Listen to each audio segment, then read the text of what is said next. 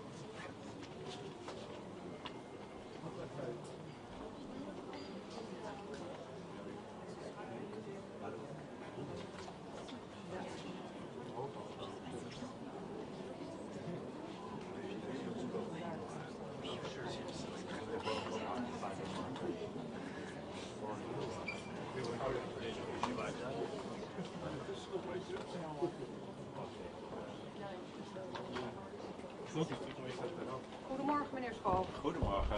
Wat wordt de rol van Nederland bij de Goedemorgen. Ja, we kunnen het gewoon rustig doen, dus ik heb even de tijd. fijn. Uw vraag. Wat wordt de rol van Nederland bij deze commissie?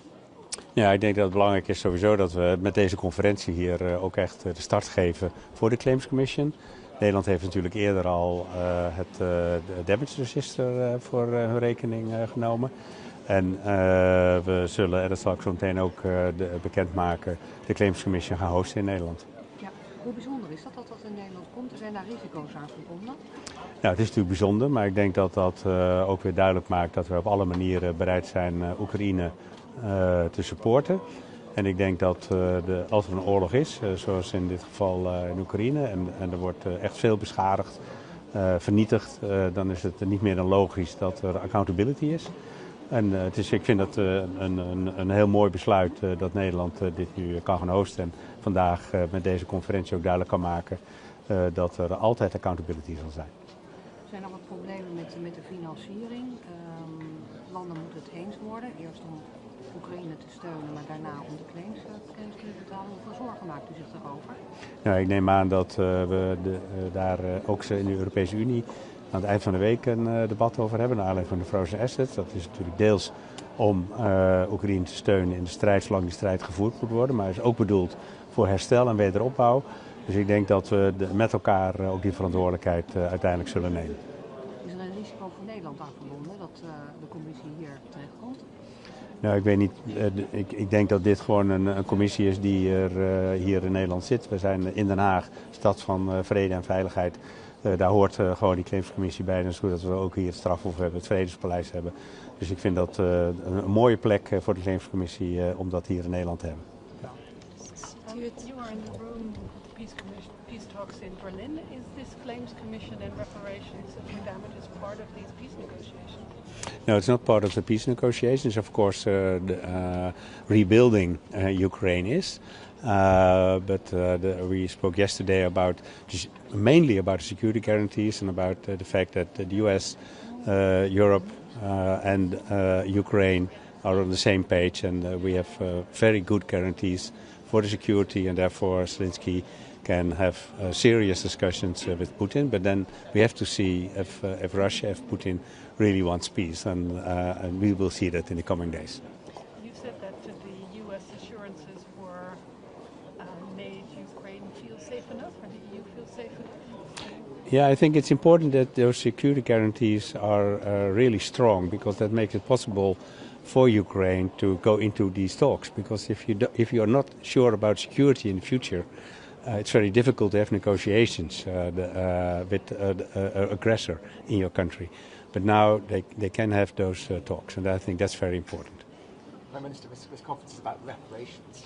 what gives you any confidence that Russia would eventually pay any reparations? Well, I think it's quite normal that talks about reparation are being held after a war. But first we have to make sure that we got a ceasefire and a just and lasting peace. And then it's quite normal that with the aggression you talk about reparation loans and about restoring the country. And that's also part of the discussion we have in the EU when it comes to the so-called frozen assets. They are frozen because they are also meant to be for restoring and rebuilding Ukraine. Thank you. Ziet u het gebeuren dat Nederland hier ooit voor zal moeten betalen? Of een deel van deze claims zal moeten gaan inwilligen met eigen geld? Nou, we zullen als vele landen moeten kijken hoe dit uiteindelijk gefinancierd gaat worden. Maar de belangrijkste financier zal natuurlijk Rusland moeten zijn, want zij hebben daar vernietigd. En dat betekent dat je dus ook praat met Rusland over het herstellen van de schade. Ja, maar het sluit dus niet uit dat een klein deel hiervan door Nederland betaald wordt. Ja, maar het belangrijkste is dat Rusland erkent dat die schade er is en dat dan via hier de Claims Commission die claims zo gehonoreerd kunnen worden en in principe Rusland betaalt. Ja. Does the Netherlands support using the frozen Russian assets to fund the Claims Commission? We sent yesterday a letter to the Parliament in which we clearly stated that we want to use the frozen assets in the way the Commission is now proposing. But at the same time, we want to make sure that a lot of countries can accept that decision. So it's an important week also on the frozen assets. And I always supported Belgium when it comes to the guarantees and the mutualization of the risks. And I hope that in the next 48 hours, on basis of the current proposal of the Commission, we will come to an agreement with Belgium as well. But do you expect that under this proposal there would be a use for the Claims Commission? Of this, it are two separate ways at this moment, and we'll see how we combine. Yeah, thank you. Bye-bye. Meneer Schoop, kan ik u nog even een vraag stellen voor ANP? Waarom is het zo belangrijk dat we hier zijn vandaag van deze commissie? Nou, ik denk dat we hier met een fors aantal landen samen met de Council of Europe praten over een mechanisme waarin een agressor betaalt voor de schade die is aangericht. Dat kan natuurlijk pas nadat het vrede is, maar ik denk dat het een belangrijk signaal is wat we hier als internationale gemeenschap eigenlijk daarmee ook met de Council of Europe ook in Europa afgeven. Dat dat heel normaal is en dat dat ook aan de agressor is om dat te betalen. Ja, maar verwacht u dat die agressor ook ooit zal betalen? Nou, daar is dit allemaal wel op gericht. En, tegelijkertijd hebben we in Europa ook de so-called frozen assets. Die zijn ook bedoeld voor de herstelbetalingen. Dus het is een heel normaal proces. Het is goed dat het gebeurt. Er moet altijd accountability zijn en dat is waar deze conflict is. Ja, en die Oekraïners... Ik zie een seintje dat ik echt moet gaan bewegen. Jullie moeten echt gaan? Ja, ik doe het al een keer.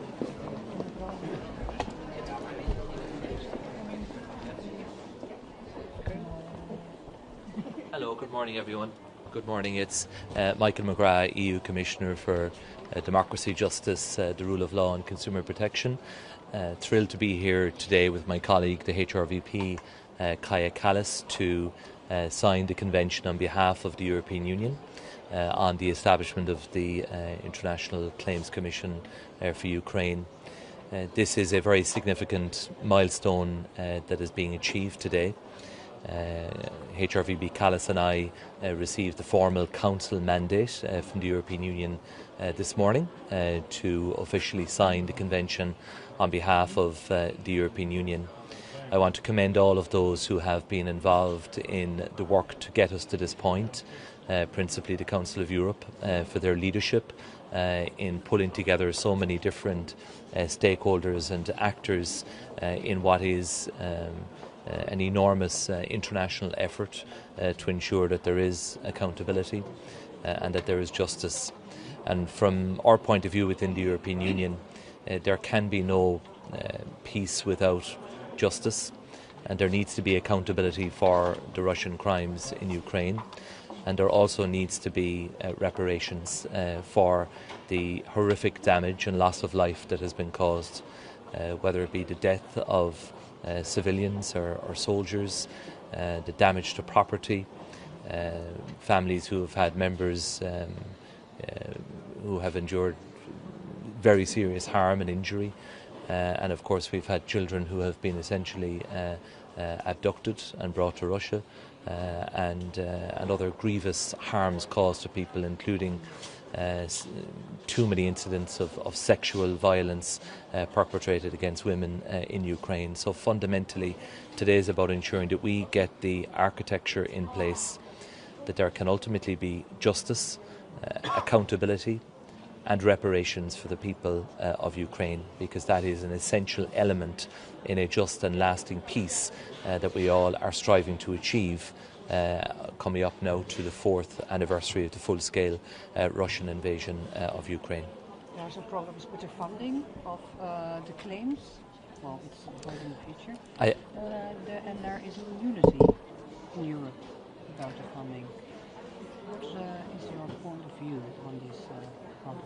I think the immediate priority in relation to this project is to get the Commission formally established. And as you know, there will be discussions in the next 48 hours or so at European Council level in relation to the reparations loan proposal that the Commission has made to meet the financing needs of Ukraine over the period ahead. And as part of that, we have enabled that provision could be made for funding from the reparations loan arrangement to ultimately form part of the pot of funding which will be used to pay reparations. So there will be many other funding needs in Ukraine over the period ahead, including reconstruction and the funding of essential public services and so on. But we have to get the legal architecture in place, and today is a very significant milestone in achieving that legal architecture. And once we get this in place, we will then at least have the platform and the basis for providing for claims to be registered, building on the good work of the Register of Damage. And it's very striking to note that even already some 86,000 individual damages have been registered with the Register of Damage, and we now want to incorporate that work into the Claims Commission and then allow the next steps to be taken, including putting in place the funding plan. But fundamentally, Russia needs to pay for the harm that it caused in Ukraine, and that is the reality, and that must be vindicated in the course of the negotiations over the period ahead. Thank you all very much. And sir, is it also needed for the Dutch presidency to have a discussion on the question, what if Russia doesn't pay off? Not now, not later. Well, that's not a scenario that we are confident in, and we are not planning on the basis of Russia not paying, because is that not a realistic scenario? Because they cannot be allowed to wipe the slate clean and get away scot-free with the enormous harms that they have caused in Ukraine. There must be accountability, there must be justice, and there must be reparations. So were we to come forward today or tomorrow with a plan B or a plan C, that lets them off the hook. They shouldn't be let off the hook. That's the position of the European Union, and that's why we are proud to be signing the convention today on the establishment of the Claims Commission. Is it an option, though, that member states pay up front, so Russia will pay up later? Well, our position is that Russia needs to pay for the cost of the damage that has been caused, and that's where our focus lies. We have provided through the instrument of the reparations loan the facility whereby some of that funding could be used for ultimately meeting the cost of reparations. But we're not looking around the corner at different scenarios of Russia not being held accountable and Russia not being willing to pay, because from my perspective that would only provide them with another opportunity to avoid their responsibilities.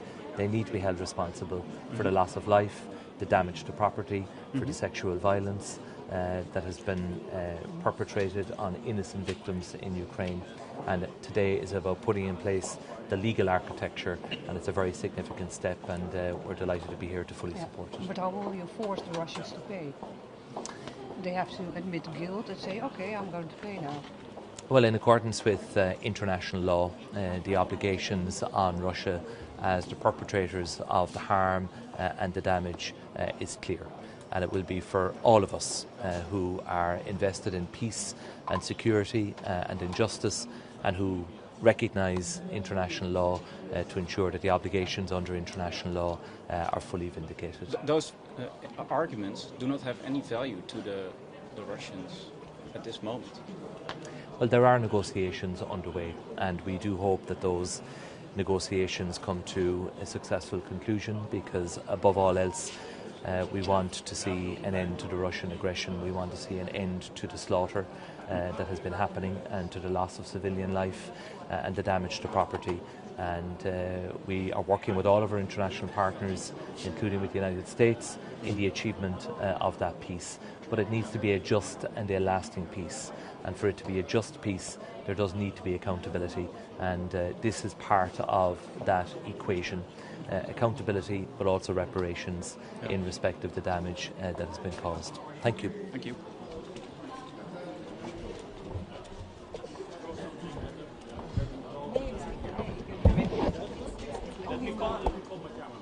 Okay, thanks.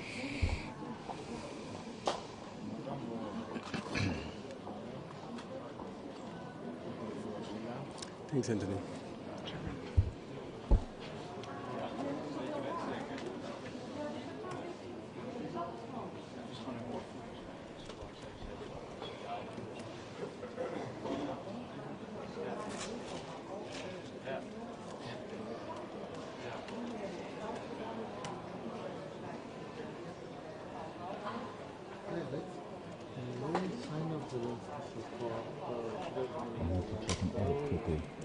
I need to check and edit really quickly in like 5 minutes.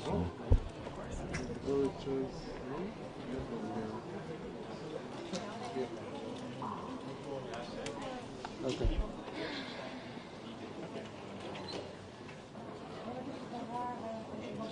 Mm-hmm.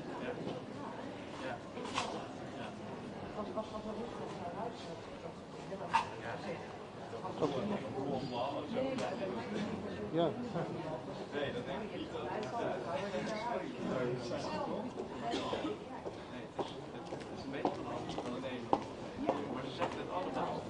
I think we will have a procedure as well. So, yeah. Okay, so I will make an edit of arrival. Then, yeah. Daar haalde ik het uit, want dat is duidelijk een discussie die speelt. Die tegoeden die worden al in totaal uitgegeven. Die worden nu vrijgemaakt. Ja, perfect. Thank you. Yeah, thanks so much. Yeah, see you, bye.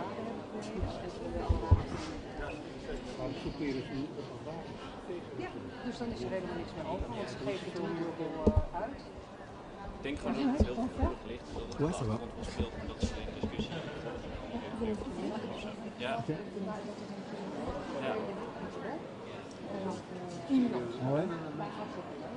Ja, maar wat heeft het voor zin als je het niet... Misschien moeten we dan de camera even aanzetten.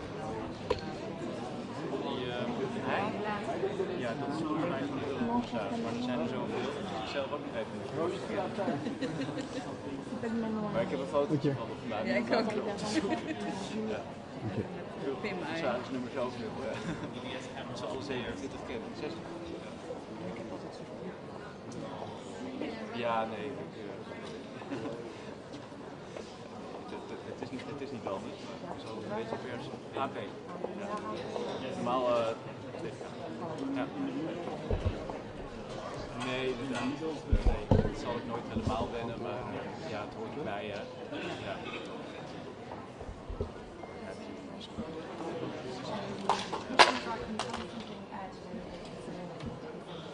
Ik wist wel wie dit was, maar dat zei je zelf ook. Dat is hij? Nee, heel fijn. Ja, zeker hier.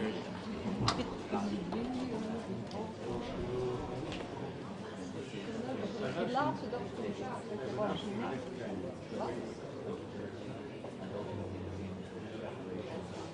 Meneer McGrath.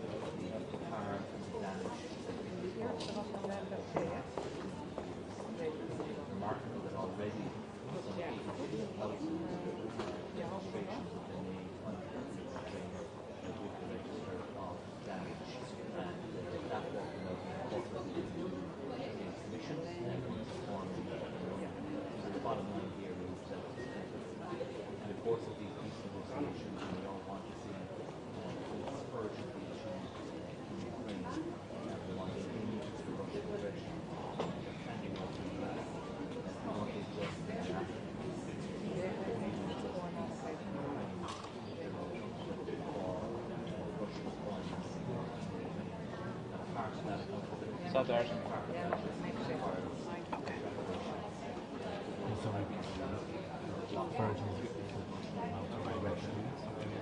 Because he's still speaking in Parliament. Ah, okay. He started 45 minutes late. Okay.